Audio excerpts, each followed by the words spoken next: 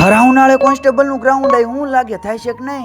ખરા બપોરે રેડી થઈ ગયું કેમ કે જવાનું ગોંડલ બાજુ. હા પણ ઈ પેલા ટાઢું પાણી ભરવું જરૂરી છે. સ્પેશિયલ આફ્રિકાના દોડવીર ને લઈ લીધો હારે. એટલે એ હતવારો મળી ગયો આપણને. ભારે વાત જમે પણ એમ બે ઓલા ઉપડી ગયા જંક્શન બાજુ. સુરનગર ગેટ જ પોગી ગયા પણ ટ્રેન આઈ નથી આવતી એટલે જવું જ પડશે જંક્શને. ખરા તડકાની ગાડી પાટી ઉતરી જાય એની કરતા રિક્ષામાં બેસી જવું સારું. ઓહો ટ્રેન તો પાટા હેઠી હાલવા માંડી લાગે છે. આય મફતલાલ આય 150 કરોડનો ચેક દઈને ટ્રેન આપણા નામે કરી નાખી. ઘર ભેગું થાને બહાર તો નીકળાય એવું જ નથી કેમ કે તડકો માથું પાન ના ખેવો પડે. હું આવ્યો તે ટ્રેન તો પડી હતી પણ આન બારીન બાણા જ નતા. એટલે અકલ મઠા ને માલ ગાડી કહેવાય. હું શાંતિથી બેઠા લૂનો લાવો લેતો તોતા વાંયથી રોવાનો અવાજ આવવા માંડ્યો. હું હજુ કઈ પૂછું ઈ પેલા તમારી ટ્રેન આવતી રહી.